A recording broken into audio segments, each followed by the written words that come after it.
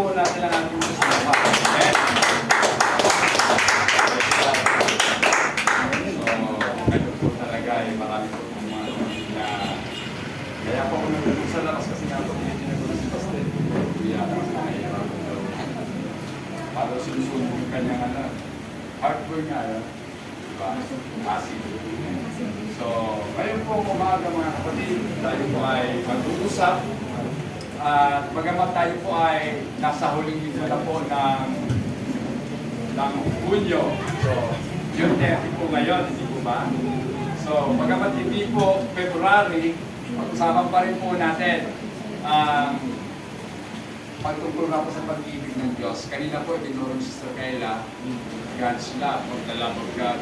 Ngayon naman po, pag-usapan po natin yung understanding God's love. So, bago po tayo mag-aral ng salita po ng Diyos, tumayo po tayong lahat at tayo po ay mananalangin mga kapatid. So, bilang pagkalam po sa salita ng ating Panginoong Diyos. Okay? So, Panginoong Jesus, muli po kami po ay nagpupuri sa iyo, nagpapasalamat sa iyong kabutihan, sa iyong katapatan, Panginoon. At narito po kami upang muli, O Diyos, na ikaw ay amin pong mapakinggan.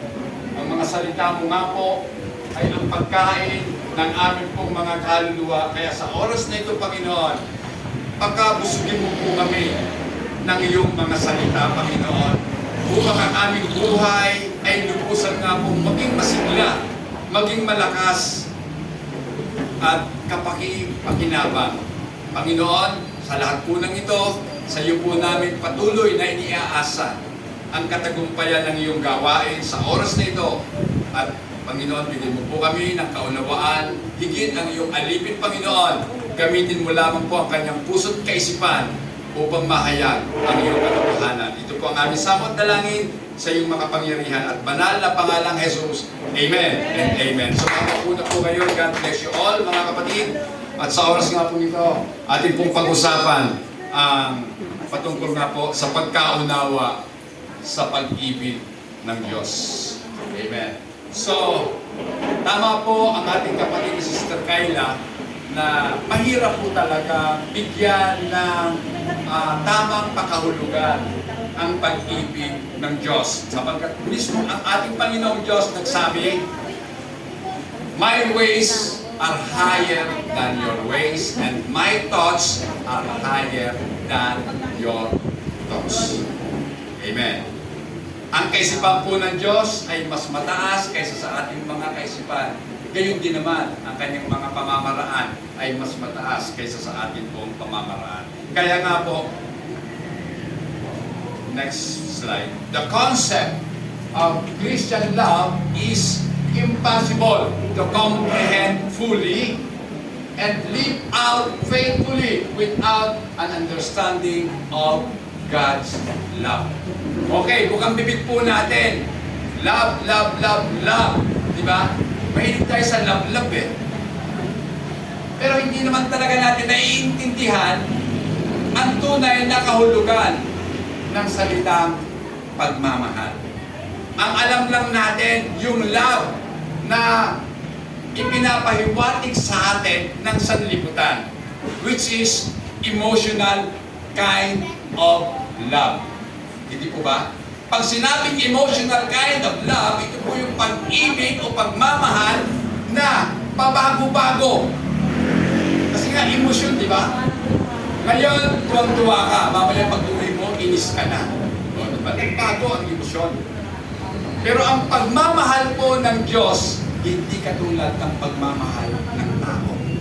At yan po ang ating pong tatalakayin. Kailangan po kasi maintindihan natin mabuti kung ano nga ba talaga ang pagmamahal ng Diyos. Love is inherently the nature of God.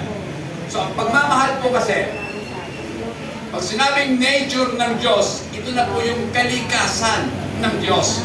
Talaga ang Diyos po natin ay mapagmahal na Diyos. Amen? Kahit na hindi ka naniniwala sa Kanya, mahal ka pa rin ng Diyos. Kaya lang, iba ang pagmamahal niya sa mga anak niya at iba sa ibang mga tao. Amen. So, kasi nga po ang Diyos ay pag-ibig. Amen. So, it is the heart of all that God is. So, ang pagmamahal mga kapatid, yan na po yung kabuuan ng Diyos. Ganun talaga ang Diyos po natin. Kapag siya po ay nag-provides, nagbibigay siya dahil sa mahal kanya. Kapag siya po ay nag-iingat, iniingatan kanya dahil sa pagmamahal niya. Kapag ang Diyos ay naggagabay sa tao, ginagabayan ka dahil mahal ka ng ating Panginoon. Kapag hinatulang ka ng Diyos, mahal ka niya, kaya ka hinahatulan. Amen. Magkakaintindihan po ba? God is more than love. Kaya hindi pa pwede yung love is God. Never na pwedeng maging Diyos ang pag-ibig. Amen!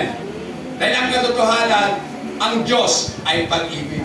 And that is more than love. God is more than love. Amen.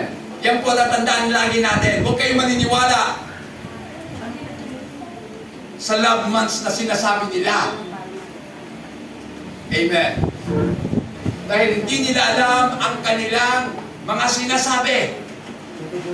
So kung gusto natin lubos ang maunawaan ang pagmamahal ng Diyos, intindihin natin, basahin natin ang salita ng Diyos. But the essence of God's character revolves around love. So ang kabuuan ng mga katangian po ng Diyos, laging may kakabit na pagmamahal. Amen. Next slide.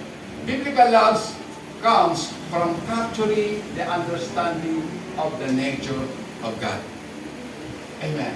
So kaya nga po, kung gusto po nating maintindihan at maunawaan ang biblical na pakahulugan ng pagmamahal, kinakailangan makapture mo muna, mabihag mo muna, maintindihan mo muna ang katangian o ang kalikasan ng ating Diyos.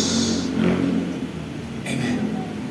And to help us, para maintindihan po natin mabuti ang pagmamahal po ng Diyos at tayo po ay magkaroon ng inspiration o magkaroon po tayo ng sigla para gayahin natin ang pagmamahal ng Diyos. Let us take the 7 characteristics of God's love na kung saan ito po ay sinulat ni A.W. Pink. Si Arthur W. Pink po ay isang mangangaral po ng Diyos at may ginawa po siyang aklat na mayroon pong pamagat the attributes of God. So doon po sa kanyang sulat o sa kanyang aklat, the attributes of God, mayroon po siyang binigay na 7 katangian. 7 characteristics of God's love. Number 1, the love of God is an influence. Ganda, no? Ang pagmamahal ng Diyos ay hindi po kailanman na i-impluensyahan. Kahit na tumuwad-tuwad ka pa dyan sa pananalangin mo, kung ayaw kang mahalin ng Diyos, hindi ka niya mamahalin. God's love is an influence. Slide, number 1. Number 1. We read of God's love of Israel. So alam naman po natin, napapasa po natin yung pagmamahal po ng Diyos sa mga Israel. Pakibasa po, Deuteronomy chapter 7, verse 7 to 8. Ano sabi doon? Sige po, sa Tagalog. Sa sulat. Sige po, pakibasa yan. The Lord did not set His love on you, nor choose you because you were more in number than any other people. For you were the least of all peoples. But because the Lord loves you, and because He would keep the oath which He swore to your fathers, the Lord has brought you out with a mighty hand and redeemed you from the house of bondage, from the hand of Pharaoh, king of Egypt. So dito po makikita po natin ang nakapaligid po o ang sirkumstansya kung paano iniibig ng Diyos ang bansang Israel. So wala po Kung titingnan po natin, hindi sila minahal ng Diyos dahil mas marami sila kaysa sa ibang mga bayan o kaysa sa mga ibang mga bansa. Dahil ang katotohanan, sila nga po yung pinakamaliit na bansa. Amen. Pero minahal sila ng Diyos dahil gusto ng Diyos na mahalin sila. Dahil may pangako ang Diyos. May oath ang Diyos. Kaya nga po, ang tunay na pagmamahal po ay hindi po emotional, kundi love is a commitment. Amen? Tinuro po sa atin yan kanina sa Sunday School. Ang pagmamahal ay commitment. Kasi kung mahal mo lang ang isang tao dahil gusto mo siya, dahil maganda siya, sexy siya, paano kung pumangit siya? At naging, hindi na Coca-Cola na naging 1.5 na siya. Diretso na. O di hindi mo namamahalin kasi ang minahal ko dati ganun eh. Diba? Kaya nga po, it is a commitment. Kaya nga po, mali yun. Maling-mali. Nasasabihin natin, ang pag-ibig ko sa iyo ay dahil lamang dahil sa ano yung mga katangian mo. Hindi yun. Emotional na lugar. Kaya kita nagustuhan dahil ganyan ka. Paano kung hindi na? Hindi na ganoon. Eh, hindi mo na gusto. Kaya nga po may divorce sa Pilipinas, di ba? Dahil nung nililigawan mo lang yung babae, akala mo, ang bait-bait niya. Nung naging mag-asawa na kayo, kung ang hera pala. O di ba? O di sira. Nasira yung expectation mo sa babaeng pinakasalan mo. Kaya divorce na lang kayo. Pero hindi ganoon, mga kapatid. Commitment yun. He commits himself to love them. So itinalaga na ng Diyos ang kanyang sarili na mamahalin ka niya. Kahit ano ka pa, kahit sino ka pa. Amen. He loves according to His purpose. Even when we were unimpressive. Minsan po kasi, kaya mo lang gusto yung tao kasi nai-impress ka sa kanya. Wow, ang talino niya. Wapo na talaga, nakakakilig. O di ba, kilig na kilig ka. Paano kung mawala na yung kilig mo? O di ba? Kilig ka lang ngayon. Pero mamaya, o kaya bukas, hindi ka nakilig sa kanya. Di mawala na yung love. Kung ang love ay emosyon, pero hindi na. It is a commitment. Then, or seemingly unlovable. Di ba? Ang Diyos po, minahal niya kahit hindi ka kaibig-ibig. Amen. Yan po yung totoo. Kahit makasalanan ka, kung gusto ka niyang mahalin, mamahalin ka niya. Hindi po dito pinag-uusapan kung mabuti kang tao o masama kang tao. Ang pinag-uusapan po dito kung ano ang gusto ng Diyos para sa iyo, yun ang magaganap. Amen. Walang special sa atin. Wala. Tama?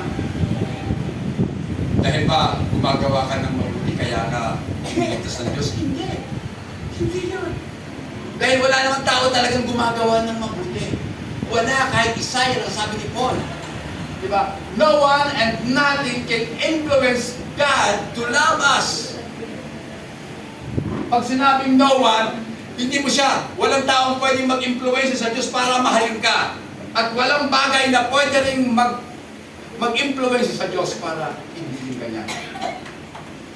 He loved in His own volition. Tama. Minahal tayo ng Diyos dahil gusto niyang mahalin. Mahal niya tayo.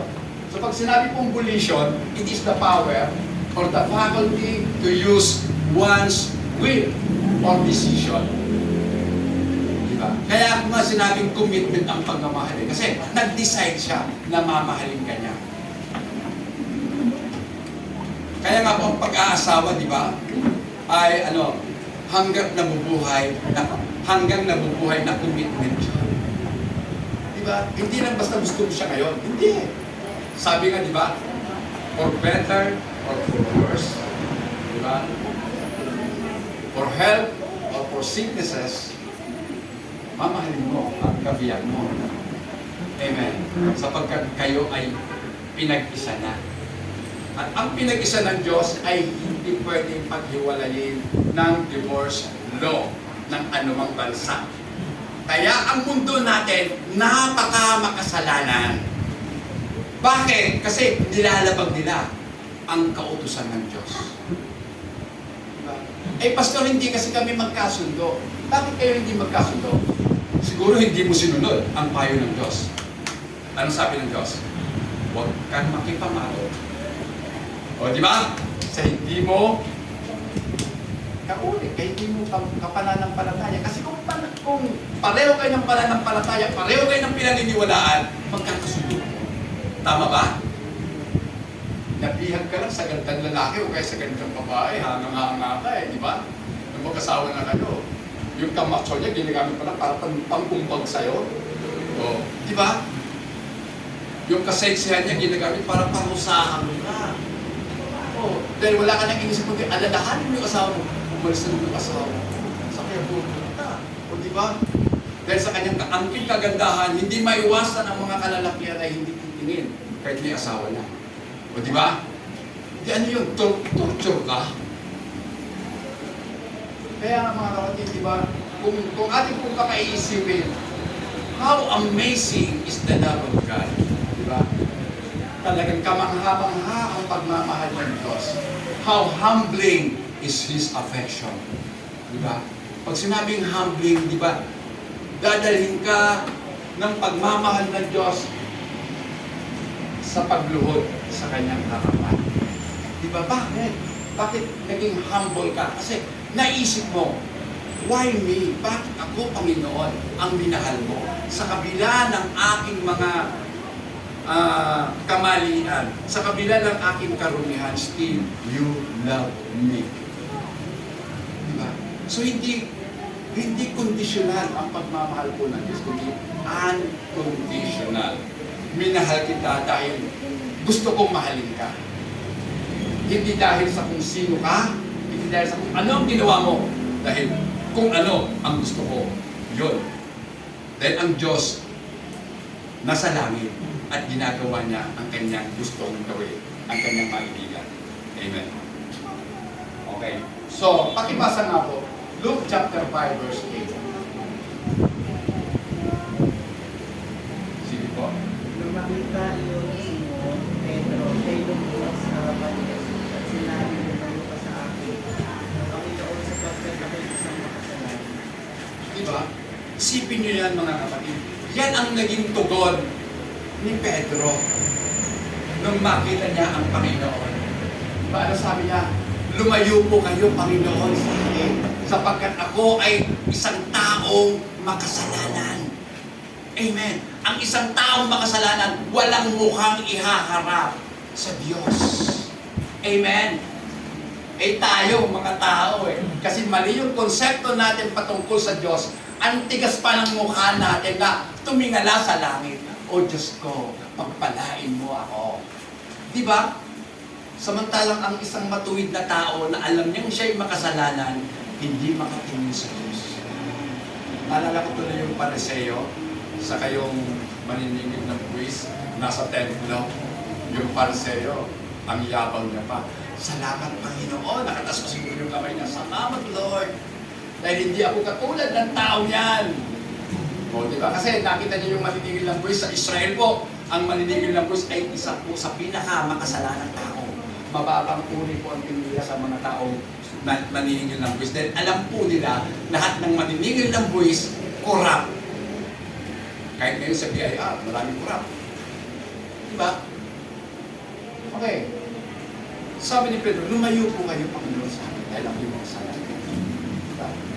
Ang isang taong nakakikilala sa Diyos kung sino ang Diyos. At dahil kilala mo ang Diyos kung sino siya, dapat makikilala mo kung sino ka. Alam mo ang Diyos ay Diyos at ikaw ay makasalanan. So alam mo ang dapat maging reaction mo o magiging tugon mo sa Diyos.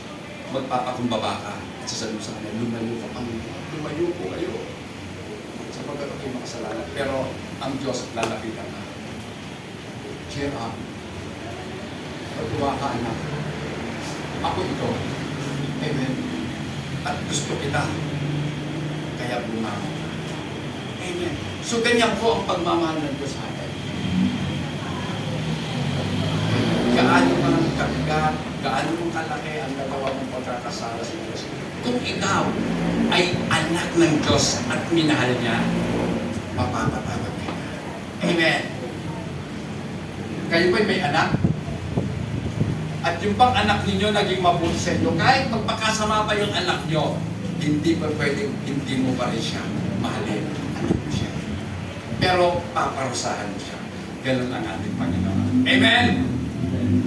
May paparusa sa mga mahal niya. Yet His love is for you. Nobody and nothing can influence Him to stop loving His people. So walang sino man at walang anuman na pwedeng mag-influence sa Diyos para hindi ka mahalin. Amen. Sabi nga po ng kantang Stubborn Love. Alam niyo ba yung kantang Stubborn Love? Wala yatang tuloy, wala yatang nakinig sa pinost ko.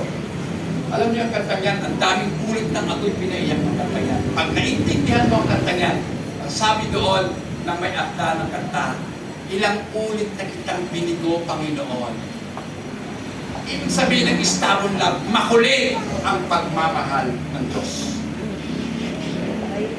Ilang ulit ka nang humingi ng tawad sa Diyos, pero pag-ulit-ulit pa rin ang ginagawa mong pagkakasala, pero minahal ka pa rin ng ating Panginoon. Stubborn love. Yan po yung description ng isang tao sa pagmamahal po ng Diyos sa atin na mga makasalanan. Diba? Wala namang taong perfecto eh. Wala namang anak ng Diyos na hindi na nagkakasala. Tama. Lahat po tayo nakagagawa ng kasalanan. Hindi nga lang alam ng ating mga kapatiran. Pero nakagagawa pa rin tayo ng pagkakasala. Pero sa kabila ng pagkakasala natin, hindi pa rin nai-influensyahan ng kasalanan mo ang pagmamahal sa ng Diyos. Still, He loves you. Mahal ka pa rin. Number 2, slide. The love of God is eternal.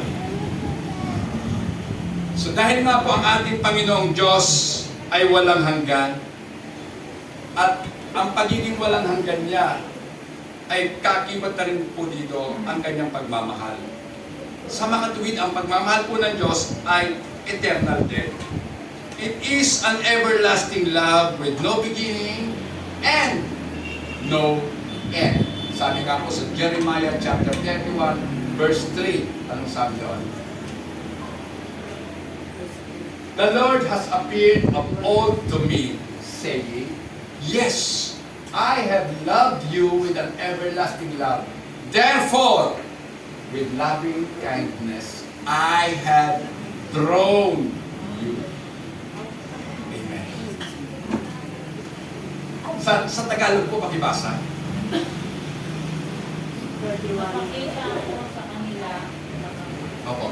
mula sa malayo, simula kay inibig ko na sila, kaya patuloy ako magiging tapat sa kanila.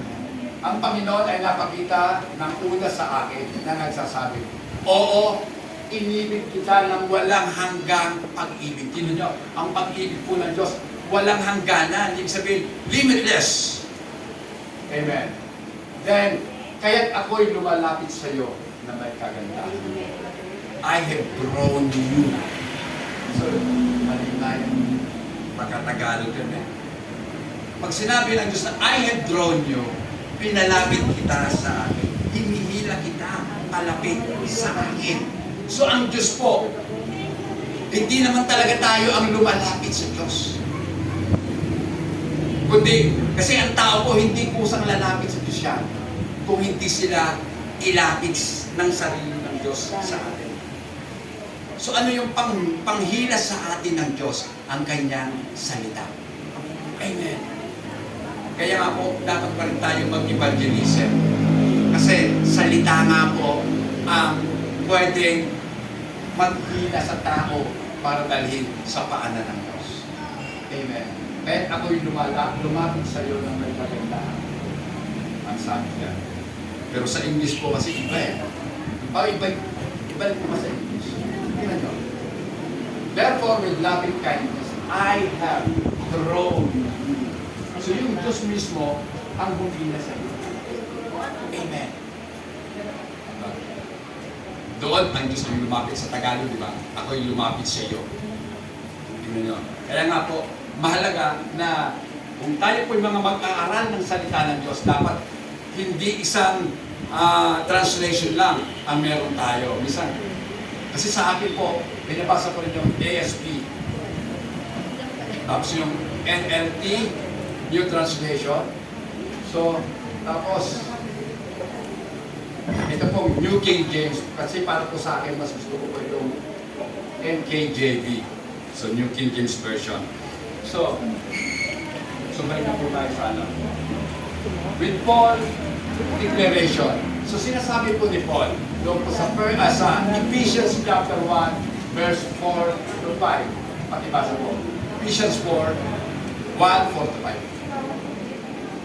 Just as you choose us in Him before the foundation of the world, that we should be holy and without blame before Him in love. Verse 5. Having predestined us to adoption as sons by Jesus Christ who Himself, according to the good pleasure of His will. So napakaliwanag. Hindi natin pinili ang Diyos. Sa halip, pinili tayo ng Diyos bago pa ang foundation ng sanlibutan. Bago pa nilikha ng Diyos ang mundo, pinili ka na. Ano to? Diba? Ang hirap intindihin, mawawasak talaga ang ating pag-unawa, ang ating rationality, wasak, shattered, dahil sa mga sinasabi ng banal na kasulatan. Isipin mo, wala pa ang mundo, nasa isip ka na ng Diyos. Pinili ka na niya. Ano to? Diba? At pinili ka niya para maging iba, to be holy. Pag sinabing holy, hindi sinless, kundi maiba ka kaysa sa nakakaraming tao sa mundo. Without blame before Him in love. Walang kapintasan, walang mancha sa harapan ng Diyos sa pamamagitan ng pagmamahal. Having predestined us to adoption. Tingnan niyo mga kapatid. Bakit adoption ang ginamit? Bakit adoption? Di ba kasi pag adoption, commitment siya. Di ba? Pupunta ka ng ampunan, mamimili ka ng ampunan. Para naman kami, sabi ba sa iyo, ang galing sa pamilya. Hindi ganun yun. Then pag nakita mo lang yung batang isipan, kahit marusin, ang kinis-kinis, galisin pa nga. Diba? Pero gusto siya eh. Kasi may purpose kung bakit ka pinili ng Diyos. Kaya kung pinili yung batang galisin, gusto ko siyang gabutin. Papaguhin ko ang kanyang pagkatao. So ganun tayo. Yun ang layunin ng Diyos kung bakit tayo pinili. Amen? Tayo mga mahihina. Tayo mga bobo. Amen? Pinili tayo ng Diyos para maging matalino sa pamamagitan ng kanyang salita. Pinili ka ng Diyos ng karunungan. Amen? Kayong mahihina. Kaya tayo tinawag ng Diyos para bigyan tayo ng lakas sapagkat ang salita po ng Diyos ay kalakasan, hindi lamang ng ating kaluluwa. Kasi pag inspired ka, di ba, pati yung pagkatao mo, pati yung physical mo, magre-reflect yun doon, lalakas ka din. Amen. Sa totoo lang mga kapatid, bakit ba ako nag-exercise tuwing umaga? Kasi hindi naman ito para sa sarili ko eh. Gusto ko mabigyan ng glory ang Panginoon na makita ako ng mga tao. Sa tuwing tatayo ako, sa tuwing salita, bakit lang? Pag ilang taon na po kayo? Kahit mukha ka talagang bukluban na, dahil matanda. Ay, ganito lang. Sabi ko parang ang lakas ni Pared siya. Siya nagpapalakas sa akin. Amen? Yung mga nakikita nga ako, 50 plus pa lang, parang ang tanda, parang ang hina na. Dapat hindi ka ganun mga kapatid. Anak ka ng Diyos. Dapat masigla ka. Amen? Dapat laging nakangiti. Amen? Kasi, pag tayo po ay laging nakamangot, ang titingin sa'yo, Christian ba yan? Christian bang gano'n? Diba? Kasi, sa paniwala ko po, kapag nasa Kristo, dapat may galak. Diba? May galak sa puso mo. Amen. Kapag natutuwa ang puso mo, i-reflect sa panlabas na anyo mo. Amen. Dapat inspirado ka natin ang sigla-sigla mo pag bumilos ka. Kahit may sakit ka, hindi halata may sakit. Amen. Sa bilang ako eh. Huwag tayong patalo. Amen. Kasi minsan, yung pananamlay, isip mo lang yun. Diba? Pinapaisip sa inyo tanim, ganyan ka talaga. Pahinga ka na. Pero ang sabi ng Espiritu ng Diyos, Tuloy ka lang. Amen. Kasi ang Diyos, dumadaan po tayo ng mga testing. Amen. Para may promote ka to higher grade. Diba? Sa mga mag-aaral. Kaya kailangan mag-aral ka para maipasa mo. Kaya may test, kaya may exam para tinitingnan kung nag-aaral ka. Ibig sabihin, sa buhay po natin, lahat tayo mag-aaral. Kaya lang, nag-aaral nga ba? Iba kasi yung mag-aaral sa nag-aaral talaga. Amen. We are all learner. Pero ang tanong, have you learned? So ito, bakit tayo adopted? Kasi nga po, pinili tayo ng Diyos. Sa dinami-dami ng tao, ito ang gusto mong pinili ka. You are adopted sons. Amen.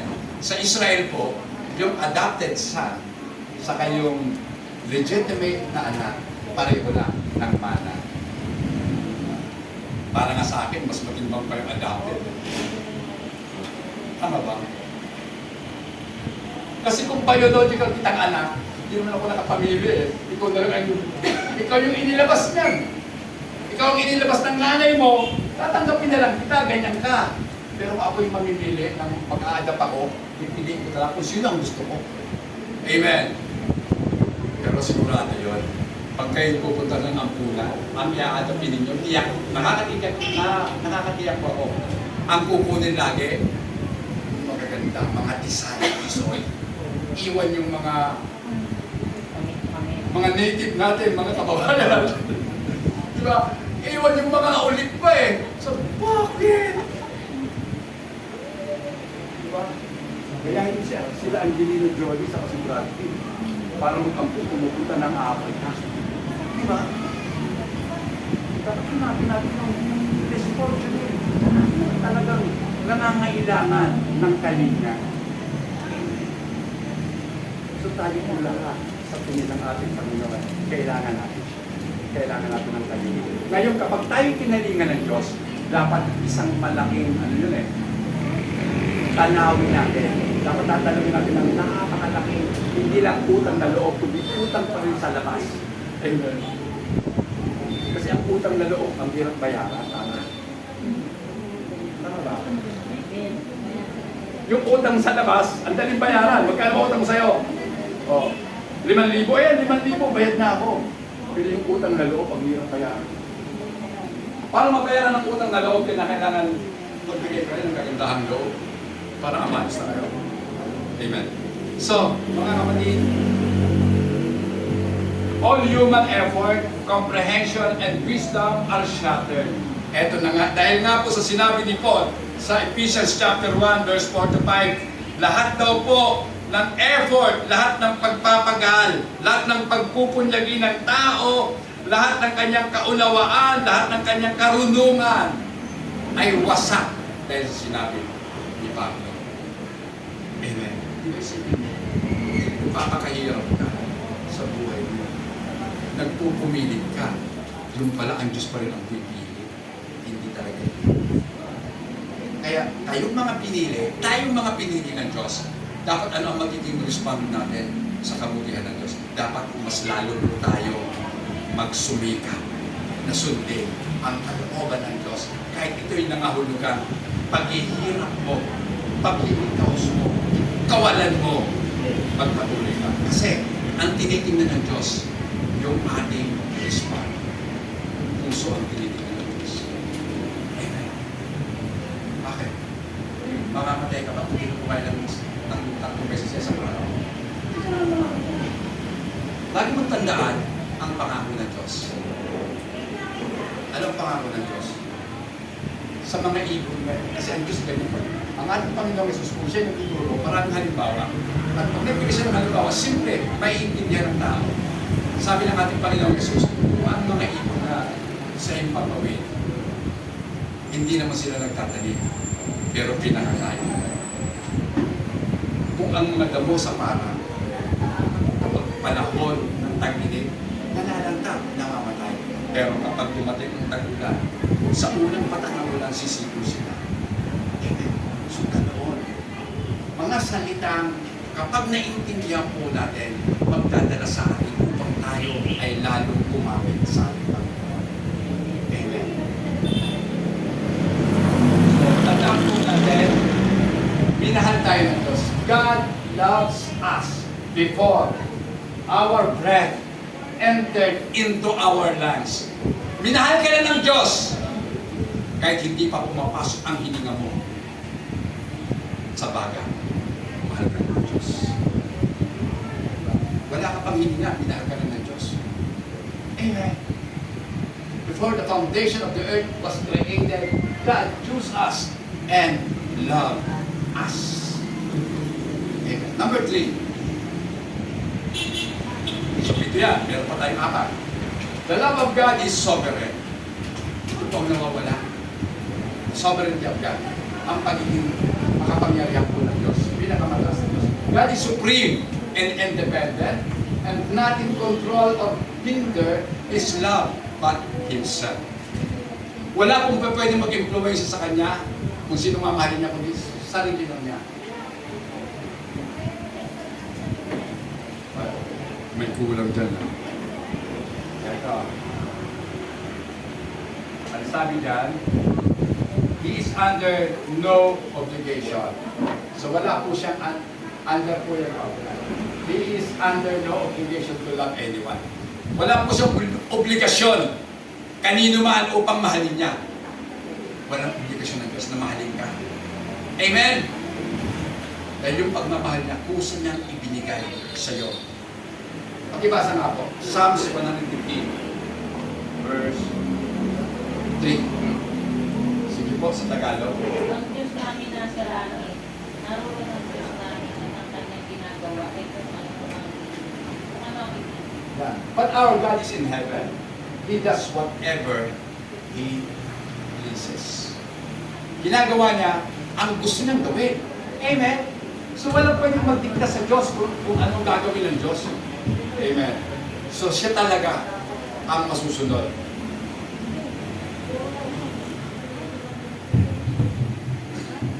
So siya lang, at tanging siya lang ang nakakapagdesisyon patungkol sa kanyang sarili. Amen. So pastor, kung gano'n, bakit tayo nagpe-pray? Di ba? Dapat ganun ang tanong ninyo kung talagang nag-iisip po tayo. Kasi kung andas lang pala ang masusunod, bakit pa tayo nagpe-pray? Bakit pa tayo may mga prayer request? Di ba? Kung andas ang masusunod. Hindi niyo ba alam na ang prayer ay napakahalagang sangkap sa ating pananampalataya? At dinisign po ng Diyos ang prayer para sa pamamagitan ng prayer, doon tayo pakikinggan ng Diyos. So yung prayer, nakakalugod sa Diyos. Amen. Kasi siya ang nagtakda niya rin. Manalangin kayo. At kayo'y pakikinggan ng Diyos. So, sabi nga po doon, si Apostol Pablo sa Romans chapter 9 verse 13, pakibasa po. 9:13 ng Romans. Pakibasa po.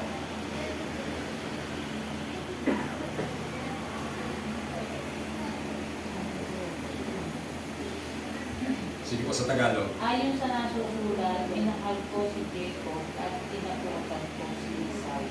Diba? So ano to? Pastor, ayan ka na naman, nilagay mo na naman niya. Yung mag-pure kambal niya. Si Esau, saka si Jacob. Pero lagi ko pong masasambit siya kasi hindi pa pwede hindi sabihin niya. Kasi diyan po nakasalalay ang ating pagkaintindi sa kung ano ang pagpili ng Diyos. Hindi nakasalalay sa kung sino ka. Dahil ang pag-ibig po ng Diyos nakasalalay kung sino siya at kung ano ang maibigan niya kanyang ginagawa. Sabi dito, Jacob I have loved, past tense na, no? And Esau I have hated. Kung titingnan po natin, wala pa naman nagagawang, kasi nasa loob pa lang sinapupunan yung magkapatid. Wala pa nagagawang mabuti o masama, mareho sila. Pero nakapili na ang Diyos kung sino ang mamahalin niya, kung sino ang napupunan niya. Sasabihin niyo sa akin, Pastor, ang Diyos pala natin ay hindi makatuwiran. Kasi namimili na siya kung sino.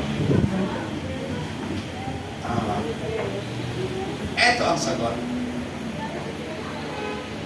Pwede bang magreklamo ang luad o putik doon sa gumagawa ng palayo? Kung anong uri ng palayo ang gusto niyang gawin? Pwede bang magreklamo yung putik? Hindi, di ba? Kasi nandoon sa gumagawa kung ano ang gusto niyang gawin sa kanyang ginagawa. Amen. At lagi natin tatandaan, ang Diyos natin ay makatarungan at mapagmahal.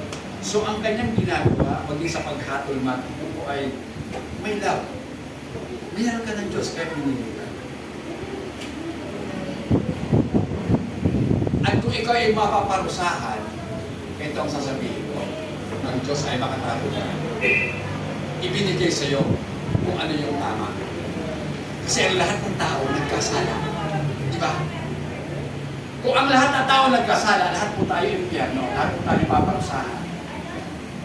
Pero dahil may mercy ang Diyos, meron siyang awa, ginaawaan yung ilan at yung iba hindi.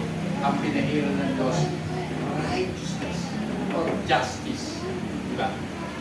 Ibig sabihin, walang injustice sa Diyos. Walang hindi makatarungan sa Diyos. Lahat makatarungan. At para sa Kanya, makatarungan na ibigay ko sa iyo ang aking awa. At sa kanila, ang ibigay ko ay ang hustisya. Amen. Number 4. The love of God is infinite. Ang pagmamahal po ng Diyos ay, pag sinabing infinite, walang sukatan. Amen. No limit. Okay. There is no limit in God's love. Walang limitasyon sa pagmamahal po ng Diyos.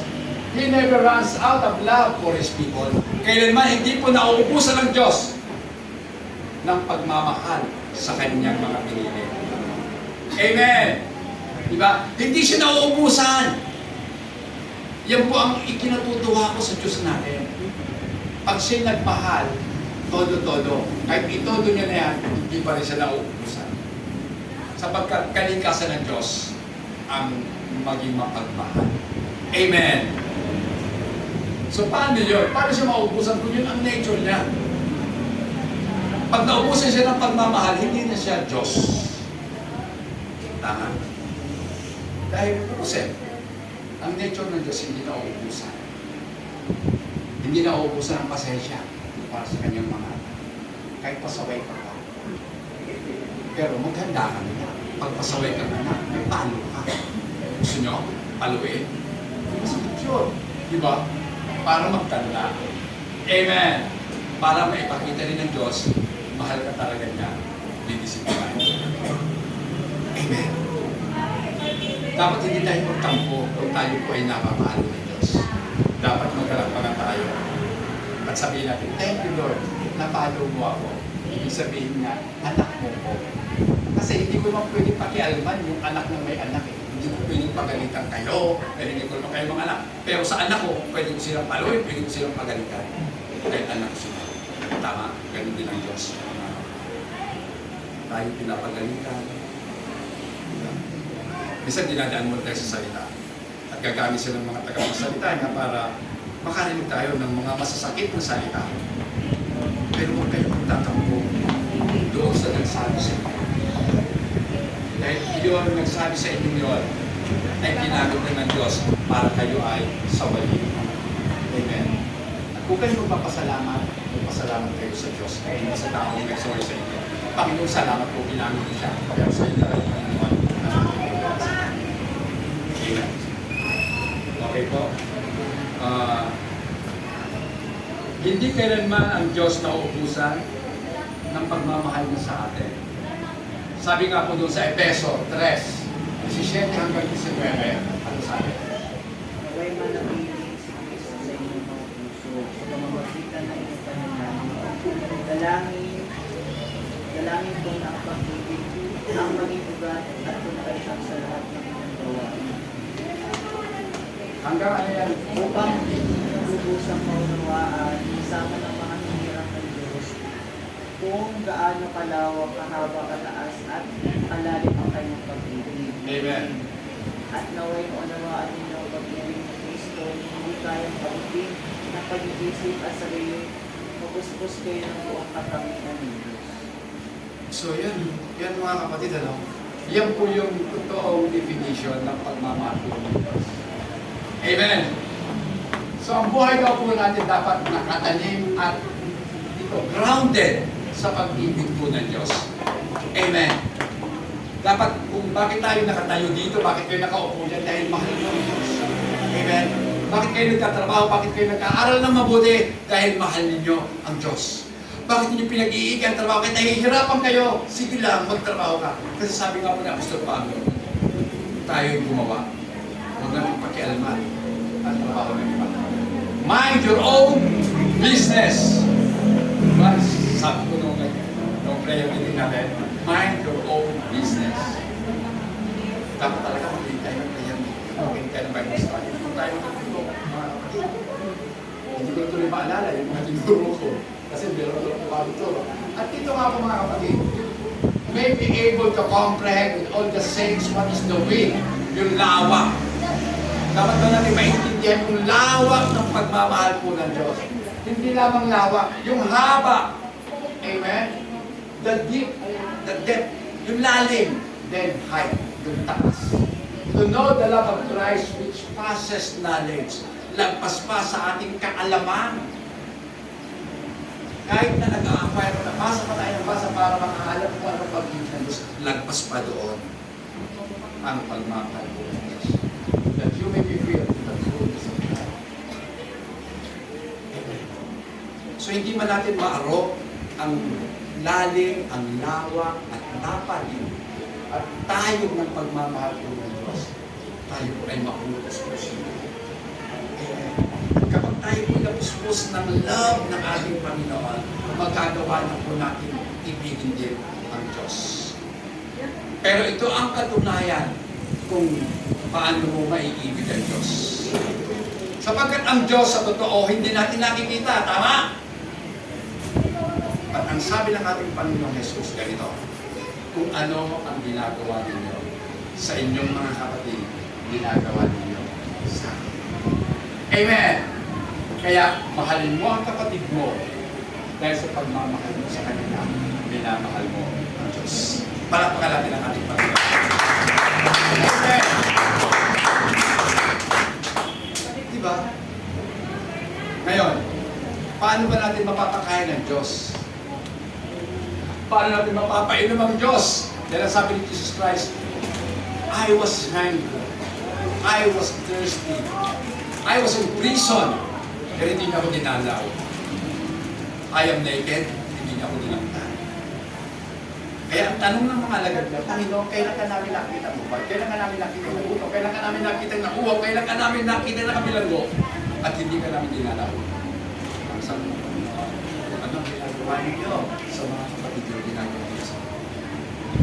Gusto mo mahalin ng Diyos, mahalin mo ang kapatid mo. Amen. Pakitaan mo siya ng paglilipuran mo siya. Kasi ang mundo po natin, very selfish. Kaya nga may selfie, di ba? Yes, yun lang talaga. Ang isa nakakita ko. Nalalalamin cellphone ng tao. Grabe talaga. Tao na yan. Makasarili. Pero ang tunay na anak po ng Diyos, katulad ng kanyang ama, hindi ipinagkakain ang sarili para sa kapakanan ng iba. Amen. Dapat kaya natin ibigay sarili natin para sa kanila. Ang sarap mamahinga. Paglinggo, ang sarap matulog pa. Lalo na pag naka-aircon ka kahit ang halip. Ang lamig. Oh, pero hindi ganon, mga kapatid. Kahit na tayo init-init na, ayaw pa rin natin bumangon. O, di ba? kahit yung sikat ng araw, tinatamaan tayo sa pagmumukha natin, ayaw pa rin natin idilat ang mata. Pilit pa natin itinabunan natin ang unan ang ating mukha. Bakit? Tapos sasabihin mo, kakanta ka, I love you, and I lift my voice. Hindi ka pa pinipilabutan. Kumakanta kang mahal mo ang Panginoon, pero hindi mo mahal ang kapatid mo. Kinabutan ka, kapatid. Amen? Ibig sabihin lang yan, ipoklato ka. Sinungaling ka. Sabi ko nga po lagi, okay na magsinungaling ka sa ibang tao, huwag ka magsinungaling sa sarili mo. Huwag mong dayain ang sarili mo. Okay lang dayain mo ang ibang tao, pero hindi ko talaga aral yun. Sabi ko lang yun. Kasi masamang mandaya kahit kanino. Pero kung dadayain mo man lang ang ibang tao, pero mas dinaya mo ang sarili mo, hindi kang kaawa-awa, dinadaya mo ang sarili mo. Napakalupit mo. Amen. So number 5. Ay, ito pa pala, meron pa tayo. Another beautiful promise. In-outline po ni Paul. Doon po sa Romans chapter 8, 38 hanggang 39. Maaga pa naman. Pagkat natiyak mo walang makapaghiwalay sa atin sa kanyang pag-ibig, kahit ang kamatayan o ang buhay, ang mga anghel o ang mga pamunuan, at ang mga kapangyarihan kapangyarihan ang pagkakalimutan. O ang pinaka 39, ang kataasan o alin pa nila ay makapaghiwalay sa atin sa pag-ibig o sila pinagkaloob sa atin sa pamamagitan ni Cristo Jesus na ating Panginoon. So ano ba? Ano ba talaga ang pwedeng magkapaghiwalay sa iyo sa pag-ibig ng Diyos? Yung kawalan mo ng pera, dahil wala ka ng pera, ayaw mo sumama sa Diyos. Hindi niya ako mahal. Hindi niya ako bigyan ng pera. Sabi ni Paul, I am persuaded. So ako'y naniniwala. Pag sinabing persuaded, hindi lamang basta paniniwala, talagang matinding paniniwala. Ako'y matinding naniniwala na maging ang kamatayan man o buhay man, mga anghel man o mga pamunuan, kapangyarihan man yan, o mga bagay sa kasalukuyan o mga bagay na darating man, hindi pwede maghiwalay o makapaghiwalay sa atin sa pagmamahal ni Kristo. Gaano mong kalalim, gaano mong kataas, gaano mong bagay na nilikha, ang hindi ang pwede maghiwalay sa atin sa pagmamahal ng ating Panginoon Diyos. Diba? So kahit kung wala, kahit kawalan, kahit sabihin na natin, subukin ka ng Diyos, masira sa panos mo, papunta ka ng simbahan. Anong gagawin mo? Hindi na lang mo sa simbahan. Sinira na po sa panos mo. Sa palagay mo, sinulubi. Sumamba ka man o hindi, Diyos pa rin siya. Amen. Pero ikaw ang lugi. Kasi hindi mo na ipasa ang pagsumpo sa iyo. Amen. Kaya ano ba pumunta ka sa simbahan na kaya pa? Baka maawa pa sa'yo si pastor, ibigay sa'yo sa patos niya. Kasi di ako na lang kapatid ang dalaw pa. Isuot mo na to. Total, magkasukat naman tayo. Di ba? Tinitibuhan ka ng Diyos. Di pastor, kasi ano eh, kailangan maghanap buhay. Okay, hanap ka ng hanap mo ikaw buhay. Dapat ang hanap mo yung nagbibigay ng buhay. Amen! Hinahanap kasi natin yung blessing. Dapat hanapin natin yung nagbe-bless. Hindi yung blessing. Okay? Number 6. Number 5 pala. God's love is immutable. Ang pagmamahal po ng Diyos ay hindi nagbabago. Amen. Yan ang pinakamaganda. Pag minahal ka ng Diyos, hindi mo mabago. Kahit nagkasala ka pa, mahal ka pa ng Diyos. Ibabalik ka ng Diyos. Okay? Pastor, parang hindi totoo yan. Totoo yun! Ito, tingnan nyo ha. Sa Diyos po, there is no shifting shadows. Walang pabago-bago sa Diyos. Ang Diyos po natin, hindi moody. Hindi katulad ng tao. Moody tayo. Diba? Wala ako sa mood, huwag ko usapin. Ganun ang tao, di ba? Pero with God, there is no shifting of shadows. Sabi nga po sa James chapter 1 verse 17, pakibasa. Kami sabi. James 1:17. Every good gift and every perfect gift is from above. Galing sa taas. Lahat ng mabuti at sakdal na mga kaloob. And it comes down from the Father of lights, with whom there is no variation or shadow of turning. Walang pagbabago. Amen. So, lahat ng mabuting bagay. So, kung ang kaloob sa iyo ng Diyos, dito mo lang makikita kung ang blessing sa iyo ng Diyos galing talaga sa Diyos. O kung yung blessing na natanggap mo, hindi galing sa Diyos. Ang totoong blessing, ilalapit ka sa Diyos. Amen. Ang blessing na galing kay Satanas, ilalayo ka sa Diyos. Para sa akin, blessing ang kahirapan. Amen! Kasi ang daming mahihirap na tao ang lumalapit sa Diyos. Blessed are they who is in need. Kasi alam nila na ang Diyos, siya ang nagbibigay. Pero sumpa ang kayamanan kung ito ang maglalayo sa Diyos. Diba? Kasi may kailangan akong i-close na deal. Pinakailangan kong isarado itong usapan na to. Million ang pinag-uusapan. Pastor, kalokohan yung sinasabi mo. Eto, 10 million pag nag-close ko ang deal, kaya lang Sunday. Pero Pastor, naiintindihan ako ng Diyos, pero ito. Ibibigay ko naman sa iyo, ibibigay ko naman sa Diyos ang 10%. Hindi kinakailangan ng Diyos ang 1 million mo. Amen! At ako'y naniniwala, hindi mo kayang ibigay ang 1 million mo. Amen? Wala. Kaya ba? Ang laki naman yan. Di ba? Kaya lang natin magbigay. Halimbawa, ang kita mo 5,000, kaya mo lang magbigay talaga ng 500. Pero pag kumita ka na ng 5 million,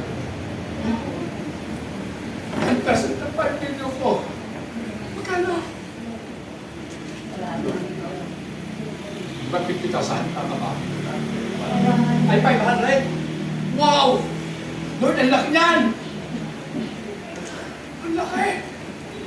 Kaya ba natin yung ibigay? O, kustahan tayo. Kaya ba? Oo.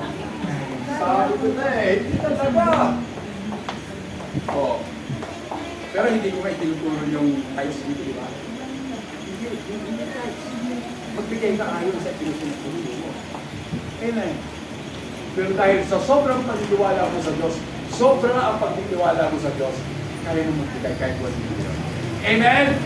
Dahil alam mo, ito'y sa Diyos na galing, at alam mo na ang gusto natin ay mapagbiyaya. Pag nakita niya ang katamaran ng puso mo, huwag dito niya. Yung nawala sa'yo, itatalit niya. Kasi ang blessing ng Diyos, laging bago, bawat umaga, laging kaya siya. Diba? Gusto mo ba na yung blessing mo lumalagi? Oo. Nalulumaan ka. Bakit ka napapanisan ng pagkain? Yan ang tanong, bakit napapanisan ka ng pagkain? Kasi sobra. Tama? Sobra. Sobra yung pagkain ka. Hindi naman mapapanis yung kung naubos ko na agad eh. May sobra. Pero bakit? Hindi mo ibigay. Ibibigay mo kung kailan malapit ng mapanis. Pagdating sa pinagbigyan mo, panis na kasi malayo. Oh. Wala ka namang reefer van. Ano yung reefer van? Yung van na talagang may parang refrigerator na naka-frozen. Wala ka namang gano'n. Kaya, kung gusto mo magbigay, pinakamasarap na pagbibigay mga kapatid.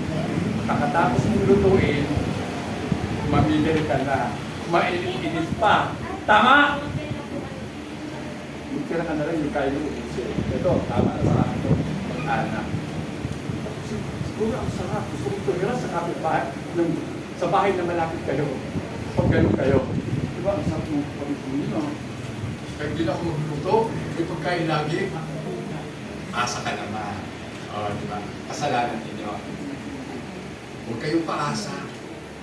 Magtrabaho para mayroong makain at maibigay sa iba. Amen? Kasi kung gano'n ang ating mentalidad, kung bakit tayo nagtatrabaho para mayroon akong makain sa sarili ko, o makain ko pamilya ko, at mayroon akong maibigay sa ibang nangangailangan. Amen? Pero ito ang payo ng Diyos. Huwag kayong paasa. Lahat dapat nagtatrabaho. Amen. Pero ito ang katotohanan. Meron kang trabaho. Kahit yung trabaho na siya, subsub na ang ulo niya sa pagkatrabaho, tapos pa rin. Yan ang pwede natin tulungan. Amen. Pero yung mga nakatambay, yes. Okay, tambay-tambay. Nakakapagod din naman maging tambay, di ba? Kahit kumakain. Nakakapagod din. So bakit pa ako magtatrabaho kung sa trabaho nakakapagod? Ang pagtambay din naman nakakapagod din. Magtrabaho ka na lang. Amen. So ito po mga kapatid, immutable ang Diyos po natin. The love that the world knows is emotional. It is fickle. Ibig sabihin ng fickle, pabago-bago. And temporal. God's love is steady and unchanging. Diba sabi ko kanina, Lamentations 3:8. So, biyaya po ng Diyos lagi bago bawat umaga. So, tingnan nyo mga kapatid, itong mga sinasabi dito. Tingnan nyo ang buhay ni Abraham. Si Abraham ang perfect, hindi. Sinungaling, di ba? Dahil sinabi niya, hindi ko po asawa si Sarah. Di ba? Kasi ayaw niyang mapatay siya eh. Kasi pag sinabi, asawa mo si Sarah, papatay ka parang si Sarah, maging kasama ng hari. Tama?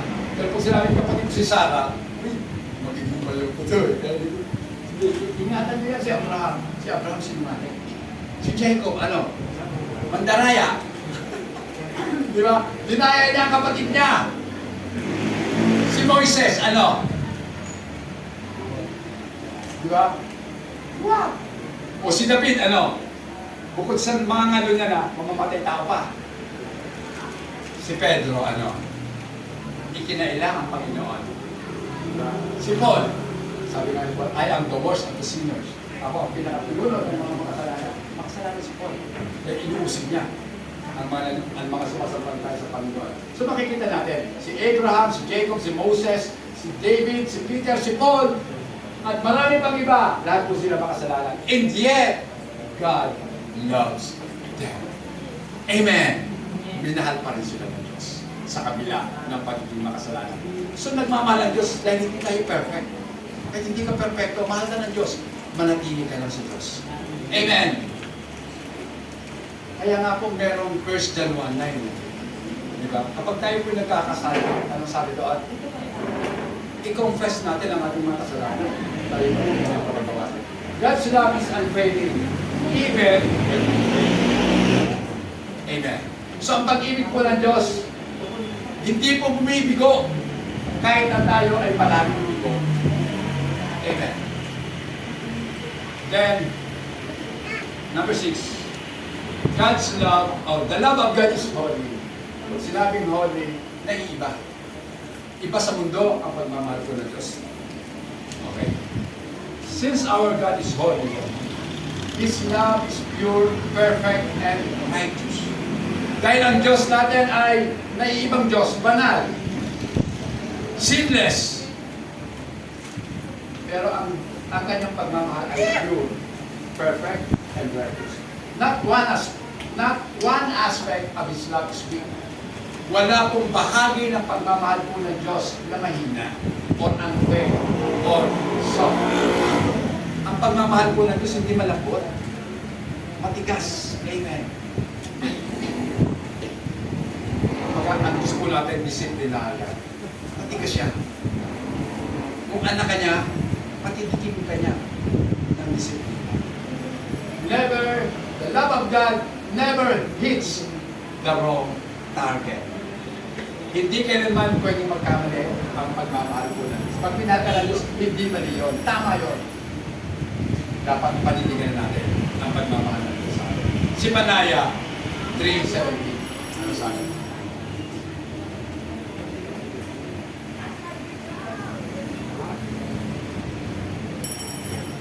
the Lord your God in your midst, the mighty one will say, He will rejoice over you with gladness.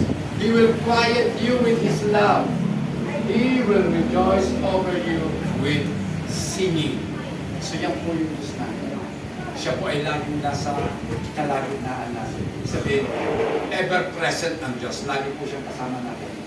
At ang Diyos po natin is mighty one. Siya yung makapangyarihan sa lahat at inimigos na tayo. Amen. So wala kang dapat ikatakot. Then puntahan na rin natin. 1 John 4:18. Nasabi na yan kanina ni Sister Kyla. Ang Diyos po natin never abandon us in sins. He lovingly corrects us. His love is perfect even though we're not clinging to His promise. Okay. 1 John 4:18. There is no fear in love. Kung tayo po'y mahal po ng Diyos, dapat wala na tayong pagtakot pa sa Diyos. Amen. Ibig po sabihin, hindi yung takot na gusto mong gumawa ng pagkakasala, kundi yung mga kinakatakutan natin sa mundo, dapat nakaharap na po yun kapag tayo po ay nasa sa Diyos. But perfect love casts out fears.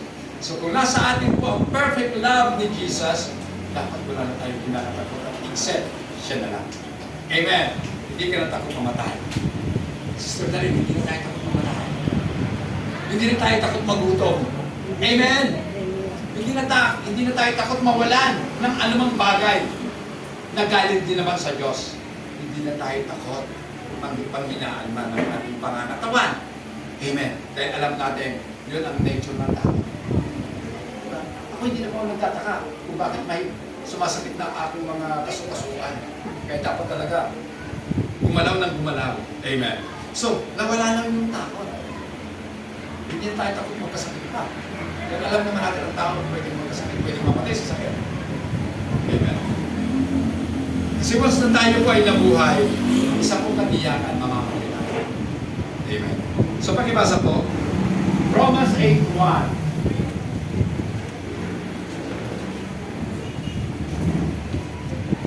There is therefore now no condemnation to them. To those who are in Christ Jesus, who do not walk according to the flesh, but according to the Spirit. So wala na daw pong, kahatulan pa sa mga tao na kay Kristo, Jesus na. Amen. So kung kayo po sa sarili nyo nakatitiyak na kayo ay totoong sumasampalataya at nagtitiwala sa Panginoon, wala na po tayong kinakatakutan paghatol pa. Amen. Dahil pinatulang ka rin ng Diyos, anak ka na ng Diyos. Amen. So kakasamahin ka niya kung saan siya naroon. Okay. Number 7, the love of God is gracious. Sa wakas, matatapos na yung tayo. 20 minutes pa. Okay. So, we need to meditate on the works of our Lord Jesus Christ which He accomplished on the cross. So, pinakailangan po natin pagbulayan yung mga ginawa ng ating Panginoon nung tayo ay mga makasalanan pa. Siya'y namatay na para sa atin. Romans 5:8, ano sabi? But God demonstrates His own love toward us in that while we were still sinners, Christ died for us. Nakita niyo? Diba? Namatay siya sa'yo kahit makasalanan ka pa. Ibig sabihin, sa kanyang pagpili sa'yo, hindi ka niya pinili dahil wala kang kasalanan. Dahil mabuti kang tao. Hindi ka na inahal ka niya sa kabila na ikaw ay makasalanan. Amen. Diba? Minahal mo tayo ng Diyos. Because of His love for us, He will come again. Dahil mahal tayo ng Diyos. Mahal tayo ni Jesus. Nung siya'y umakyat sa langit, sinabi na, nangako siya, ako'y babalik. Pakibasa na, John 14, verse 2 hanggang 3. Sige po sa Tagalog, maganda yan. Sa bahay ng aking ama ay maraming silid. Kung hindi ito totoo, sasabihin ko ba sa inyong pupunta ako roon upang ipamenda ko kayo ng inyong matitirhan. At kapag naipaganda ko na kayo ng matitirhan, ako'y babalikan isasama ko kayo upang upang kayo makapiling ko kung saan ako naroon. Kung ako'y pumaroon at kayo'y maipaghanda na ng kalalagyan, ay muling paparito ako. Yan ang sabi ni Jesus. Ako'y babalik upang kayo'y aking kaunin o kunin. At kung saan ako naroroon, doon din kayo. Diba? Amen. Ang Diyos, dadalhin po tayo sa lugar na kung saan siya paroroon. At nakatitiyak po tayo na ang paroroonan po ng Diyos, saan man siya pumaroon, langit yun. Amen! Kahit mahirap ang buhay, dahil kasama mo ang Diyos, di ba parang langit na rin? Amen! Naranasan nyo ba? Kahit puno-puno ka ng problema, pero dahil alam mo, sa isip mo, at ramdam mo sa puso mo, ang mga pangako ng Diyos ay totoo sa buhay mo. Di ba? Masaya ka kahit may problema. Kahit alam mo bukas, palalayasin ka na sa bahay mo dahil hindi ka na nakakabayan. Amen! Thrown out sa bahay. Ejected. Kasi hindi nakakabayan ng monthly amortization. Layas! Pero ang Panginoon, hindi mo lang alam, pagpag-ano ang anak mo, pinalayas. Pero ako po'y nakatitiyak, ang Diyos hindi ka pababayaan. Kung totoo kang sumasampalataya sa Diyos, hindi ka tatawag sa Bombay. Bombay! Pautang muna. Magkano naman? Isang milyon. Mawala si Bombay na. Diba? Ang kaya lang ni Bombay, hanggang 5K. Kung pag-upong ka lang, 1K lang. Hindi ka ilala sa anak ng Bombay. Pwede sa linggo. Kumot na lang. O payog na lang. Hindi pa kami kilala. Pero pag kilala lang kita, pwedeng pera na. Mukha na ako yun siya ka. Hindi ko Bombay. Diba? So, ganun mga kapatid. Ejected ka. Pero sa Diyos, hindi ka ejected. Walang anak ang Diyos na itinatakwil niya. Amen? Alalahan ng prodigal son. Ganun tayo. Kristiyano ka, tumalikod. Pero nung ma-realize mo na sa piling na niyong Ama, maganda kalagayan mo. Na-realize mo, tunay mong kalagayan sa mundo para kang baboy. Kung ano yung kinakain ng baboy, kinakain mo na rin. Kung ano yung ginagawa nila, ginagawa mo na rin. Na-realize mo, babalik na lang ako sa tatay ko. Then, ito ang pagkakataon mo. Kung ikaw ay isa sa mga alibugang anak, bumalik ka sa Diyos. Pero sa pagbabalik mo, malayo ka pa. Tanaw na ng iyong Ama. At bukas ang mga bisig niya nasasalubong sa iyo. At yayakapin ka, bibihisan ka, at susuotan ka ng sisil na sumisimbolo ng pagiging anak mo. Ganyan tayo kamahal ng aming Panginoon. At sa pagtatapos, mga kapatid, because of His great love, conclusion po natin, let us imitate Him and walk in love, just as Christ loved us and gave Himself up for us. Pakibasa po, Ephesians 5:1 and 2. Therefore, be imitator of God as dear children, and walk in love. Mamuhay po tayo, o mabuhay tayo na nagmamahal. As Christ also has loved us. Kung paano si Kristo inibig tayo at ibinigay ang kanyang sarili para sa atin. So tayo din po, dapat ganun din ang dapat natin gawin.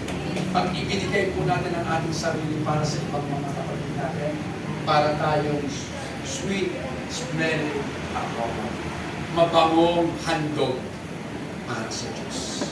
Amen. Gusto mo ba na maging mabango sa harapan ng Diyos?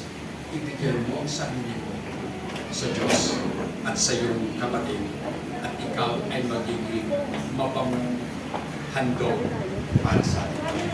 Tumayo po tayo lahat, mga kapatid, at ating purihin ng ating Panginoon. Pasalamatan po natin siya sa kanyang kabutihan sa atin.